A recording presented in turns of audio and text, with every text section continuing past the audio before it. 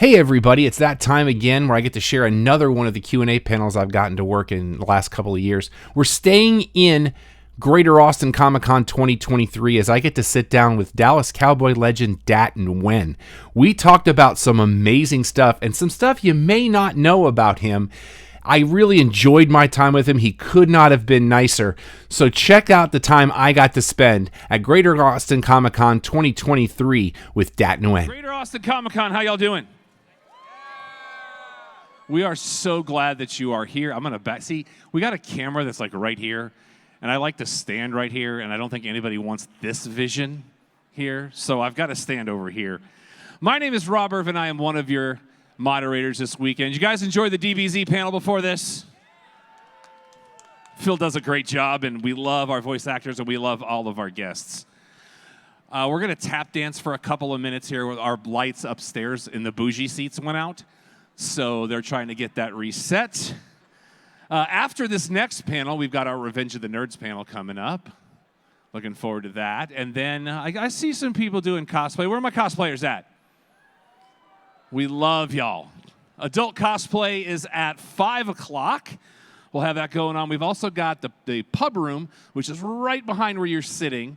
We got panels in there, and catty corner to where we are on the back corner is our other panel room that we've got stuff going on all day. And then tonight,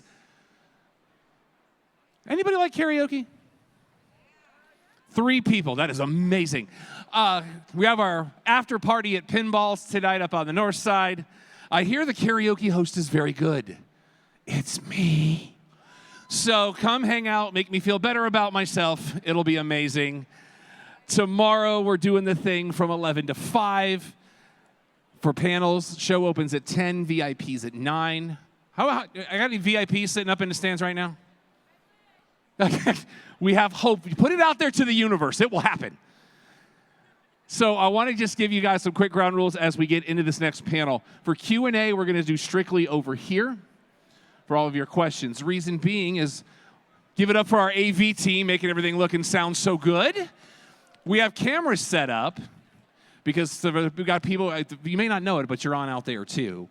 So we want to make sure that all the camera shots are clean. So all the Q&A will be over here to my left, your right. Is that correct? Yeah, that's where my ring is. Okay, perfect.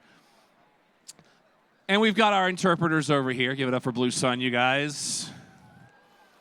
Lael makes me promise not to say bad words because she still knows those.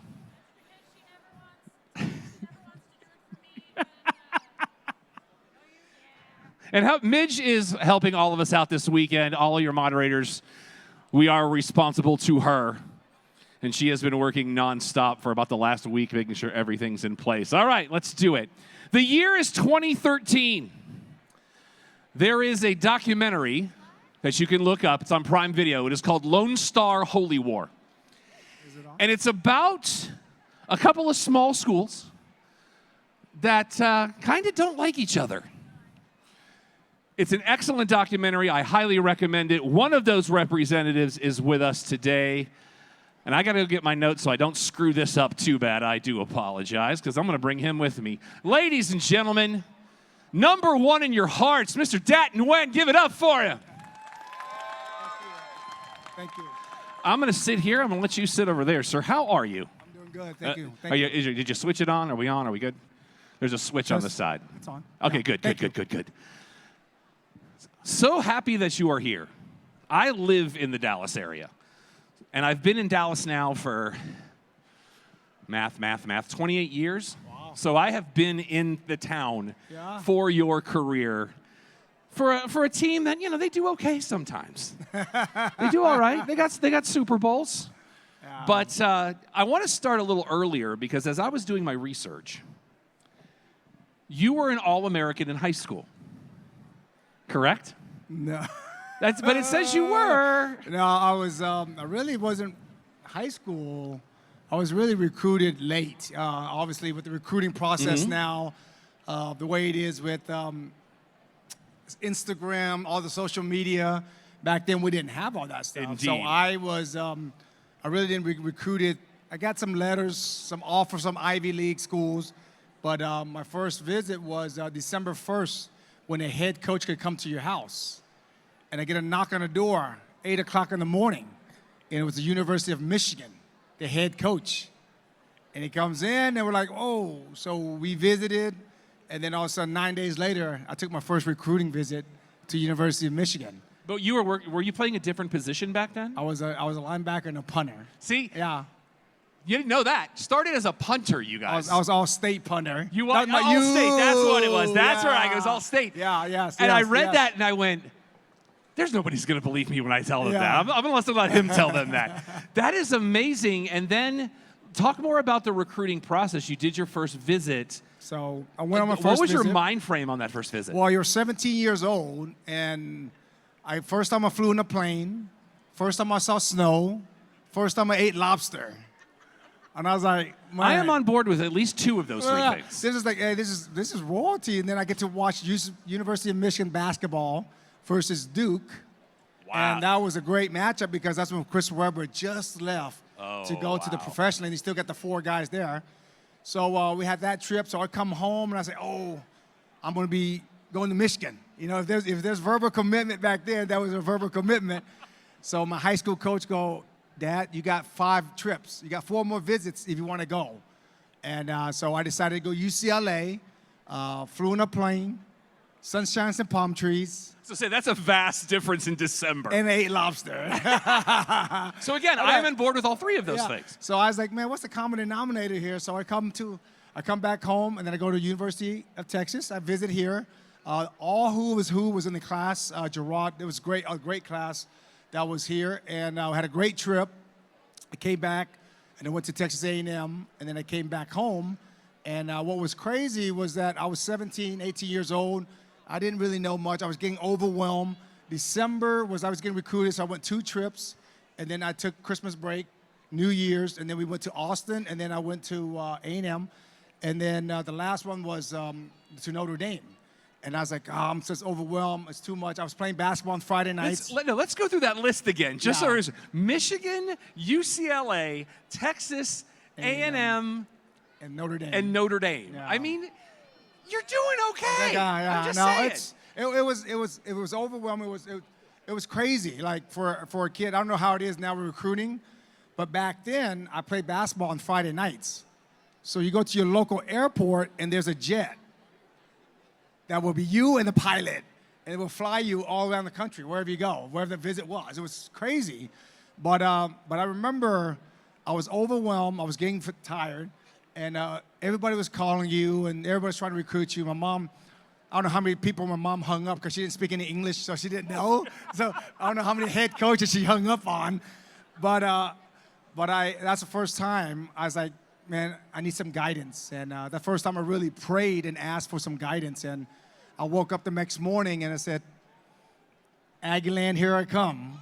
Yeah, so let's talk about A&M because I got numbers. Yeah. 51 consecutive starts.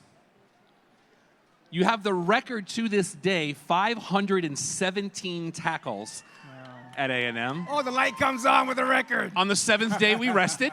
Okay. You're the only Aggie to lead in tackles 4 consecutive years. Yeah. Part of the wrecking crew. We'll talk about that in a minute because I want to hear about that. Yeah. You missed winning the Butkus Award by 1 vote, the closest ever. No one's ever gotten that close. But let's talk about that time. The Wrecking Crew wasn't called that because they went to the buffet and shut it down. Like, there was a reason that defense was called what it was. Go talk about that. Yeah, that defense is unique in a lot of ways. We still, obviously, the game has changed a little bit more with the spread offense. I remember playing games, football games, against some good quarterbacks through my career in college. But a lot of people might not know what A&M, the 3-4 Wrecking Crew defense is. So it's 3 defensive linemen and 4 linebackers. So there's 2 outside linebackers on each side and 2 inside. And they do not know where the pressure's coming from, who's coming, who's blitzing, and that's what's so unique. The Bill Belichick, the New England Patriots, the Bill Parcells, that's why they play those 3-4. Because when you get those pass rushers on the outside, are they going to slide the protection and put the linebacker on the running back or vice versa? So many different combinations. So it strikes the fear in a quarterback. So I could remember a lot of quarterbacks we play, they would line up and go, hey, where's such and such? And when they ask that question, we know that we already got them mentally, that we got them beat. So that's why it struck the fear in the quarterback, because the quarterback doesn't know, oh, is this linebacker coming? That linebacker coming? Is that safety coming? Who's coming? So that and that would benefit you later too. And we'll get to the NFL part of it as well. Yes. The first time you because when you were recruited, it was the off season. Yes. First time you set foot on Kyle Field, which is on numerous lists of one of the top 10 places to see a college football game. Yes. I've been to that campus. It's insanity. Shout out Freebirds. What was that first game like? Well, you remember who it was? Yeah, I remember LSU 95, LSU 95. But let me tell you, there's a bunch of kids out here. I'm going to share just one adversity that I went through. Please do. So when I got recruited, everybody told me, I went to all those 5 schools or 4 schools, and everybody's like, oh, you're the best thing since sliced bread, right? I'm from a small town of Rockport. There's about 8,000 people in that town, and I was getting recruited by all these universities. So I show up to A&M thinking, oh, I'm one of the guys. I walk in, there was man among boys, right? I'm just a little kid, small town, didn't really lift weights. So I had to wake up, and I never got a chance to even practice during 2 days. But I wanted, if the transfer portal is as easy as it is now, I might have been out of Texas A&M. But I went back home and I talked to my high school coach, and he said, Dad, the game of football is going to end one day.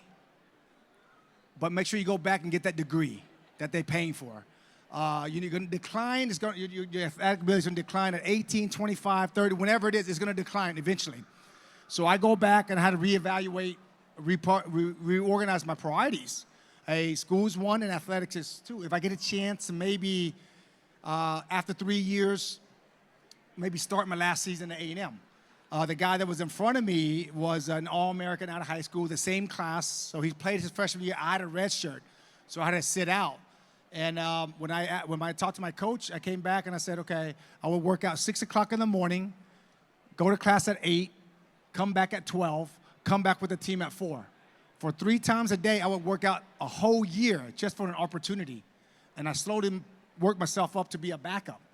And going to that season, 95, first time on Kyle Field, we're about to play. It was a Wednesday, and we're about to kick off the season against LSU. Coach, after practice, Coach Slocum go, hey, get on the line. We're going to run sprints. So we're running sprints, and the guy that was starting in front of me steps on the sprinkler head. He twists his ankle and can't play. I had to start. I had to play. And from then on, you name the stats, I wasn't gonna give that out. I worked too hard in that window of opportunity. So there was a bottom of bottom, if I hit the rock bottom, my red shirt freshman year at Texas A&M was the lowest I could be. I was so high during the recruiting process. I show up to campus, reality hit me, and then I still worked my way up for an opportunity. And then you would go back there later in a coaching capacity. Yes.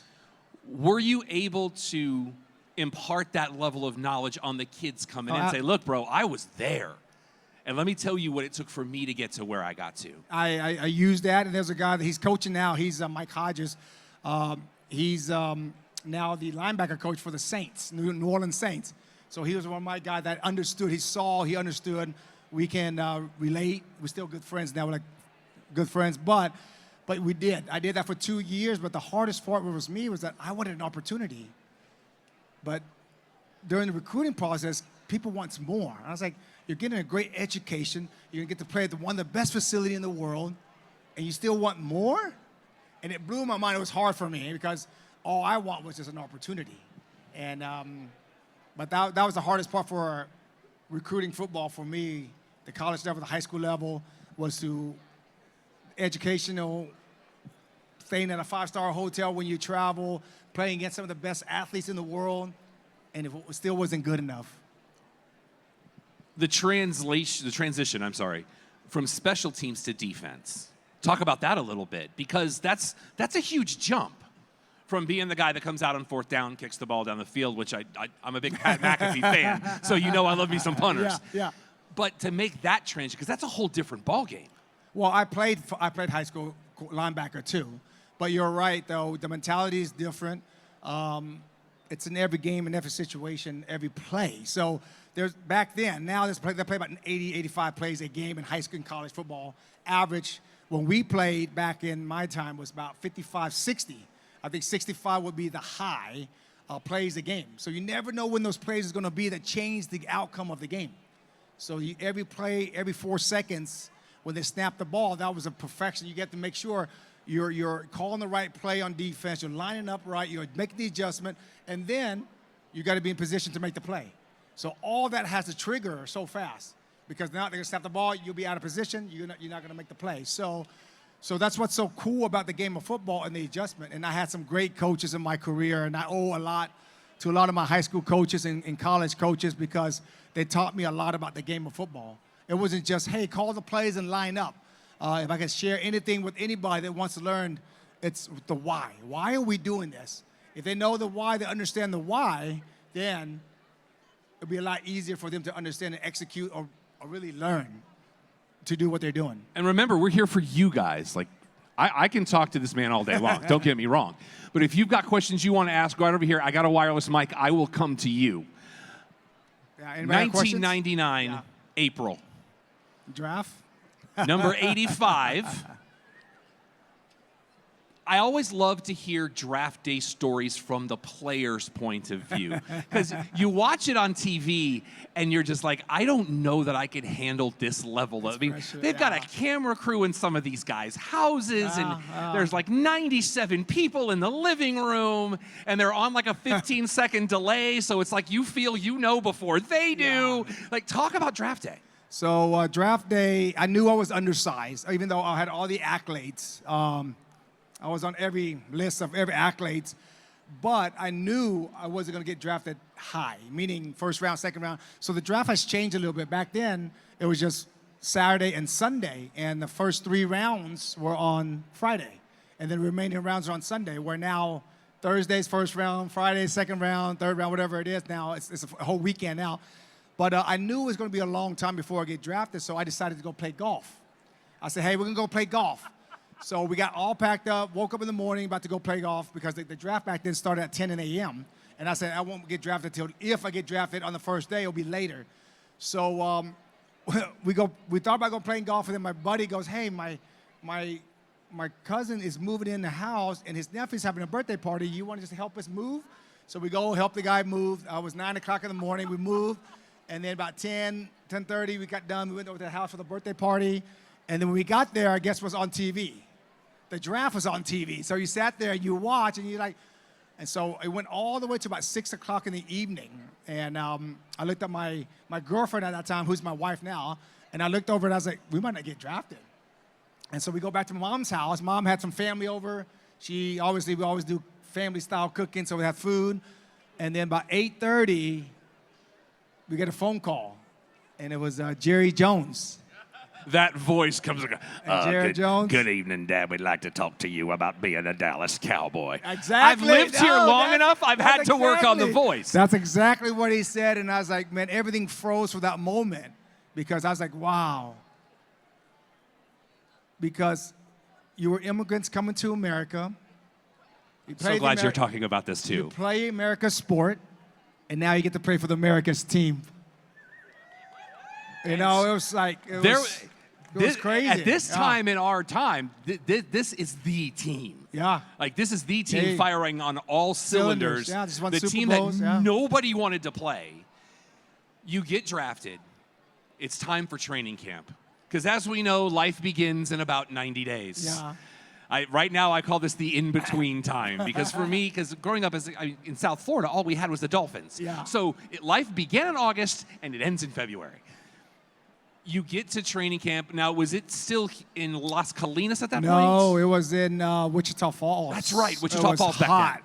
I don't know anybody from Wichita Falls who's here, but it felt like the sun was like right here, and there was no cloud, and it was just beaming on you. It was like 120 degrees every day.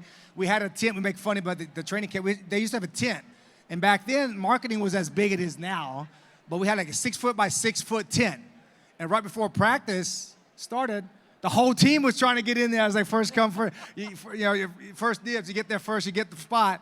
But everybody was congregating underneath that little tent.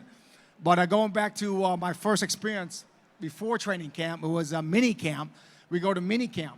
So we go to mini camp. I go to the Cowboys, and Texas A&M playbook was about this thick. The Cowboys playbook was about this thick. Every situation, everything you can think was in the playbook. So we go out and we practice, and it was 7-on-7, which it's a quarterback, running backs, receivers. They run the offensive plays, linebackers and safeties and cornerbacks. We run our defense and we match up to whatever their offensive plays are.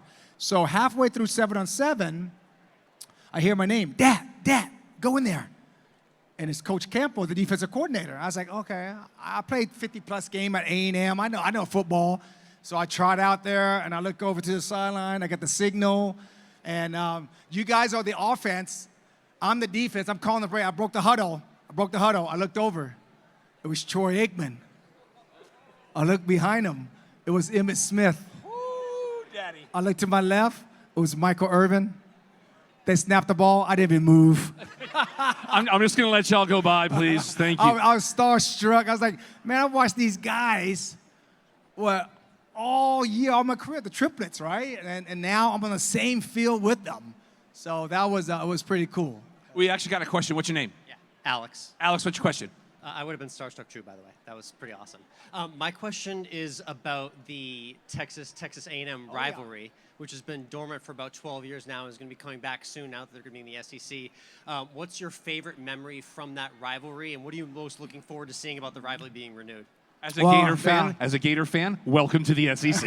We're very happy to have you. A&M's been here for a few years. Yes, the big move happens this year. Yeah, to answer Alex's question, what was the best part about the rivalry? I think it's the pageantry leading up, all the festivities leading up to that game. Regardless what your record were, you can be 11-0 or 0-11. If you just win that game, it's all bragging rights, right? And I think leading up to that game, the old bonfire and the history and the tradition, I think that's what's so cool, and I'm so glad that they're bringing it back. And I'm ecstatic because I have a lot of friends that go to different schools that grew up in the state of Texas, that might have went to Baylor, went to Texas Tech.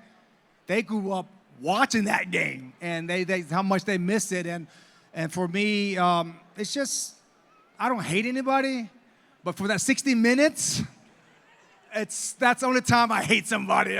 But win, lose, or draw, whatever happens, you enjoy the next 364 days. But that's what's so cool about Texas and Texas A&M, the rivalry. And I'm so glad that all these generations, I think about the 3 class, college kids didn't get to experience it, right? Because it's 12 years. So now they get to experience it. I think it's pretty cool. It's pretty awesome. Give Alex some love for that great question, you guys. Thank you, Alex. I talked about that, the documentary at the top of the thing. If you haven't had a chance to check it out, it's a very interesting, because it shows it from both sides. Yeah. And it ends with the creation of the Longhorn Network. And it's amazing how different A&M sees that move to the way Texas sees that move. It's brilliant, and it's got Norm Hitzges from The Ticket. Oh, yeah, he's retiring. Yesterday, as a matter of fact. Yeah. And I'm going to come get this gentleman's question, and I'm going to ask you this question while I go over there. Okay. As you start playing for the Cowboys, Dallas at that time has one of, I would say, the top 3 sports talk stations in the country in The Ticket. Yes. Talk about how, were you guys cognizant to what they were doing as it pertained to the Cowboys? Were you able to block that out? Because they pulled no punches. Yeah, when things were bad, they let you know. Well, that's the hardest part. When you got to Dallas, we really went to a tutorial almost about media. And I think it taught us how the PR did a great job there with the Cowboys. And it taught us is just to realize that, hey, they got a job. They have to say what they say. It's an opinion, and that was the hardest part for us to say, dude, I'm out here busting my behind, and you're telling me all this stuff. And then when you see me, we're best friends, right? And that was the hardest part, to separate that. And for me, it wasn't that big deal. I think, I can tell you, though, the days when you lose the game, in Dallas, it was a dark Monday. Brother. All right? 28 years, you understand. I don't know people from Dallas here, but when the Cowboys lose, that Monday is brutal. There's no traffic. Everybody's like, they don't even go to work, I think. It's like you don't need to go HOV, but you just drive regular on the regular road if you go. But when they win, though, it's a freaking celebration for the whole week. And Every time. Yeah. Every time. yeah, so it's different. You're right. I don't want to get in front of the speaker. What's your name? Brian. Brian, what's your question? So he'd mentioned working his way up at A&M. I know when Bill Parcells came in, he wasn't the biggest fan. He wanted the bigger linebacker. And by the end, he said you could have played for any team he ever coached. Do you have any good Bill Parcells stories? I got a lot of Bill's story, but Bill's great. Bill is one of, you get the inner circle. And I feel like when you get into his inner circle, he's always going to have your back. Like even now, if I text him right now, he'll text back. He's in his 80s now. He's a great man. He plays golf in the summer down in Jupiter, Florida. In the winter. Then in the summer, he's back in Jersey racing horse. He loves horses. But Coach Bill Parcells taught me more football in 4 years I was with him than my 15 years prior. Wow. He was just unbelievable about the game of football. He would break down referees because there's 17 crews, and every week there's 15 that participate. That works. And they'll break it down, and then there's hitting yardage. He'll tell you about, hey, this group likes to call a lot of holdings. So now you're cognizant of it during the week of practice leading up to, so you let the other team make the mistakes. One great story about him is that we do situation football. That's why if you guys love football, you will love this story. So we practice these situations in games that could happen, and we would go through it. And we did it about 3 times in training camp in San Antonio. And I can tell you, he told us, it might never happen in your career, but if it happens, you better know it. That's how much he put accountability on us on this situation. So, so we go play the New York Giants, and it was Monday Night Football. You guys can go back and watch the game and replay it. We were winning, and before the game, he would told us, I'm 62 years old. When you're 62, I wish you feel what I'm feeling right now. Because he's from Jersey, he's coming back home, they won the Super Bowl there. So we played the game, we were leading the whole game, and all of a sudden, they scored a couple scores, and they took the lead. And it was 3 points, and it was 11 seconds left in the game. On Monday Night Football, some of you guys might remember this, they kicked it off, and they hit the pylon, and it went out of bounds. So when the ball hit the pylon on the kickoff, we start the ball on the 40-yard line. We didn't have any more timeouts. One play. 62 Max Cafe XQ. That was the call. That was a play. You say, hi, Dad, how do you know that play if you're a defensive play? It's an offensive play. We practice it. So situation. He would call it out, they would know. So it's 3-by-1 on one side, 3 receivers, 1 receiver on this backside. These 3 receivers, they're running a decoy. The XQ tells the X receiver, which is on the weak side, he's really your best receiver. He's going to run a Q if it's a press corner, meaning he runs in, gets to the safety, and runs a 17. So 17-8 makes it 25 yards, right? Or 18-7. If it was just a soft cover 4 or off, he just runs a true 18-7, which is a 7 cut. We call it a 7-cut route. So all of us on the sideline looked at each other and go, whoa, one play, 62 Max Cafe XQ. And we knew where the ball was going to. So they snapped the ball. The ball's on the 40. He snaps the ball. Antonio Bryant was the receiver. Quincy Carter was a quarterback. So he runs it, and he throws it. He catches it. It's a 25-yard gain.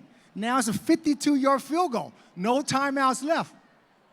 Billy Cundiff comes in, kick a field goal. We tie the game, go overtime. We get the ball, go down, kick a field goal. We won the game. Situational football. We weren't supposed to win that game. If you don't practice situation, you would never have that chance. And he did. And that team, he can inherit a team that was 5-11 for 3 years. We went to a playoff. We won 10 games. And we believed in him after that game that this guy knows what he's talking about. And there's another story I can tell, but that's another game happened. And it was. This is your time. Tell the story. I'm good with it. So the following week, we didn't play. We had a bye week after the Monday night. So New England Patriots play Denver. And obviously Belichick is Parcells. As the beginning of that whole thing starts to swell. Swell, right? Mm-hmm. So we're watching the game, and Patriots are down by 4 points. They're back up. They're playing in Denver, Mile High. It's windy in Mile High up there in Denver. So instead of punting the ball out, if they punt the ball, if they get a first down, they kick a field goal, you have to score 7 to tie. If they get 2 first down, they score, your game's over. That's ball game. So they take a safety. We practice situation, taking a quick safety. So they took a safety down by 6, kicked the ball off, defense stopped Denver, and then Tom Brady goes down, hit David Givens for a touchdown, and won by 1. If they didn't take that safety, they would never had the opportunity. So it was kind of cool witnessing, because that's the same stuff we practice, because Parcells comes in on a Wednesday or Wednesday, and he'll throw up, hey, these are the situations that we practice. This is what happened. You know what I mean? And this is the team. If they would have called timeout, guess what? They got to whatever the situation was. As I'm getting older, my timelines are getting a little fuzzy. One of my favorite players from that era, and I don't know if you had any overlap with him, and I've worked shows with him, is one Rocket Ismail. Oh, well, I am such a fan of that man. He's a great guy. Do you have any stories about Rocket? Well, Rocket, I got a sad story about Rocket, but he's a great gentleman. Oh, he just raced my boys. I saw him this past football season, and we were in the tunnel at the Cowboy Stadium, and my boys, I said, hey, Rocket Ismail, one of the fastest players ever to play this game of football. Yes. That's why I got the name Rocket. So he lines him up, and he lets my boy beat him in the 40-yard, or the 20-yard dash, whatever they ran, in the parking lot. That is absolutely Rocket. But Rocket, sad deal. So we signed Joey Galloway. We gave up 2 first-round draft picks right before Parcells came in, and Rocket was on the other side. And in practice with Coach Parcells, he ran a slant, and I tried to avoid Rocket. My knee hit Rocket in the head. Oh, no. That broke his neck. Broke his neck, fractured his neck, and that was his last career. Can I take that question back? Yeah. Can I take that one back? He's a great man. Yeah. Every time I see him, I just like, man, it was a practice situation. He just, ran a slant, and I tried to avoid him and hit him on my knee, and But a fantastic human. He's an unbelievable guy. Yeah. If I were to, from my standpoint, if somebody said, sum up Dat Nguyen in one word, and I thought about this a lot in the last couple of weeks, that one word to me is perseverance. Because you talked about that a little bit too, the things you overcame. Who are the guys you watch now and you go, that guy is where I was and he gets it? Man, there's so many guys. I look at all sports too. I look at Tuve, the Astros. You're talking about a guy that nobody gives him an opportunity. I'll tell you a quick story, but he's perseverance. A funny story. You guys might like this story. So he was with the Hooks down in Corpus Christi, which is the minor league for the Astros. And I used to work for ESPN Radio in San Antonio. And the Astros would come in the summer like this time and do caravans, right? They go down to Austin, they go to San Antonio, they go to McAllen to get fan base. And Tuve was on one of those trips, and he didn't speak any English during that time. And it was like his first year. And Whataburger was a big sponsor. And we go, hey, we want to go to Whataburger, we're going to serve some food. So we go out and say, hey, Tuve in Spanish, hey, would you want to give the food out the window? And he goes out to the window, oh, yeah, so nice, great gentleman. And he goes out to the window, he looks up, looks down, he's like, holy smoke. He couldn't get over the window. So so we had to give him a stool. Oh, wow. So they want to get the food out the window. So it was great, but perseverance, to talk about him. Pujols is the other one I love down in the baseball player. But football player-wise, now you can go down the list. The guys that I love, Zach Thomas, who's going in the Hall of Fame. Former Dolphin great, guy. thank yeah, you. So I got an invite from him, a great guy. But there's so many guys that goes through. Even Pollard. You think about Pollard is a guy that was a late round draft pick or second round, third round draft pick, but he worked his way to really beat out Zeke Elliott, which Zeke was supposed to be the guy, right? I think Gallup is a great guy, linebacker-wise. Always see Sean Lee used to be the guy. Talking about perseverance, talking about torn ACL twice in college, and still had a career what he had at the Cowboys.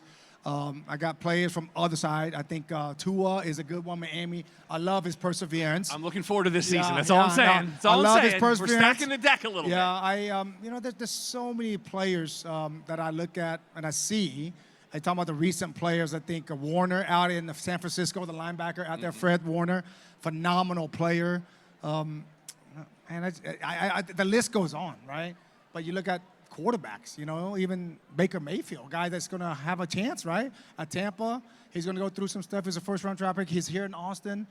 Is he going to persevere through it? I think he will. I think he's going to be okay. But, I think there's so many. I'm just fans of everybody that to get to it. I tell people all the time, this is a number you guys might not even think about. If you become a starting position player in the National Football League, you're the 32nd best player in the world. There's only 32 teams. Yeah. That You know what I math mean? If you're checks out. starting middle linebacker, you're starting. So for 7 years, I got a chance. For 6 years, I started.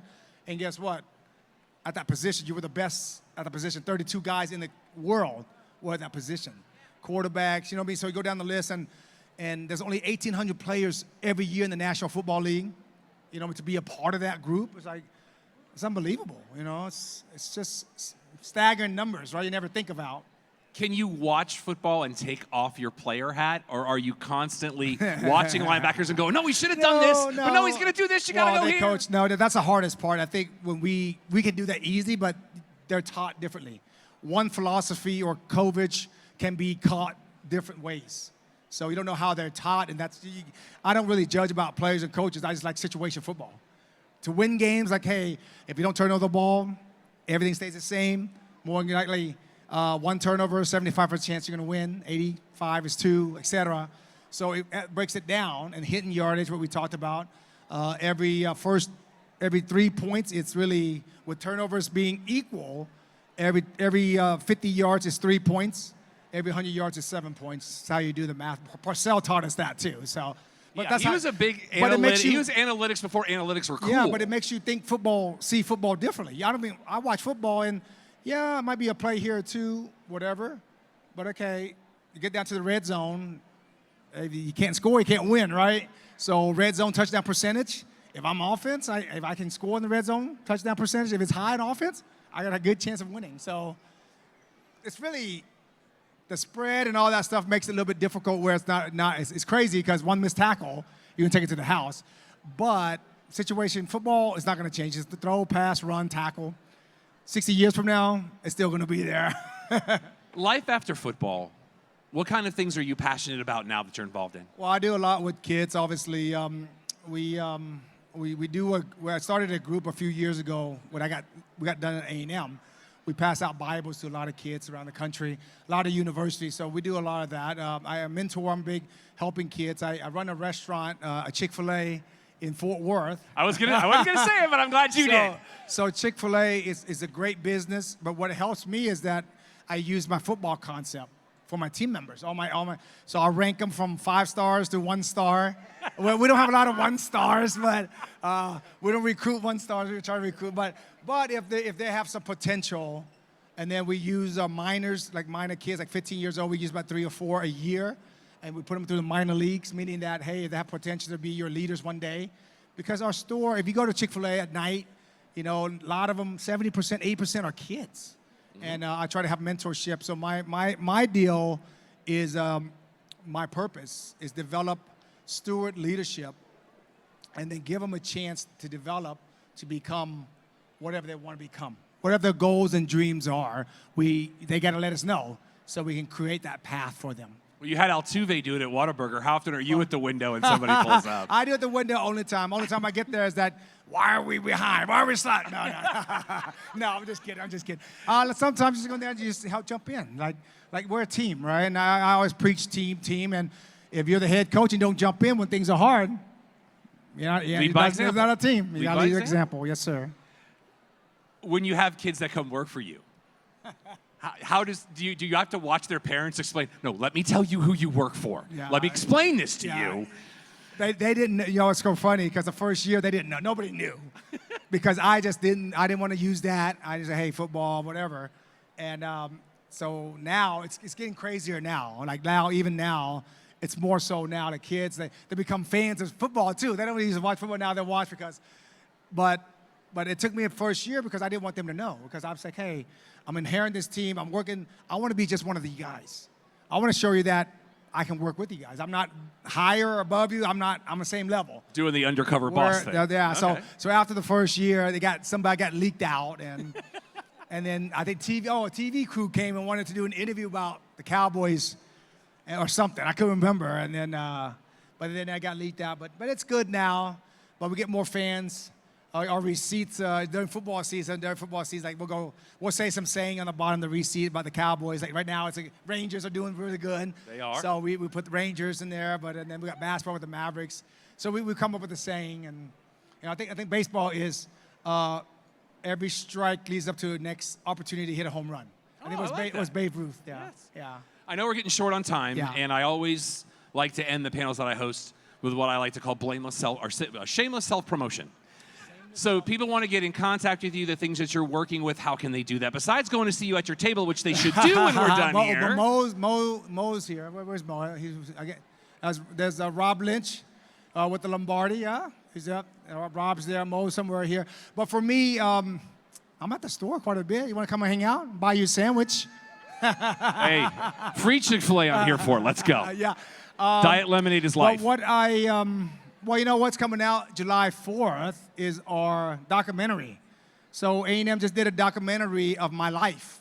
So the story, it's going to come out July 4th. Where can they find it? It's going to be on Amazon, Roku TV, and it's going to be on ESPN and SEC Network. Oh, they are going to show it. Yeah. Awesome. So it's a story of my life. Basically, I want to share. I talk about adversity and perseverance, and really, it's just a story a documentary I wanted to do. We were asked to do film and movies, and I backed that off. But this time it felt right because I want people to realize that there's an opportunity. We live in a country. There's opportunities, and as long as you keep your nose clean, you work hard, and you follow your dreams, and your window of opportunity. Sprained ankle, right? It's like my career started because somebody sprained an ankle, and unfortunately for him, but it gave me an opportunity to, pursue a dream. I cannot thank you enough for sitting down here today. Ladies and gentlemen, Dat Nguyen. Thank you. Stick around. Coming up at the top of the hour, Revenge of the Nerds.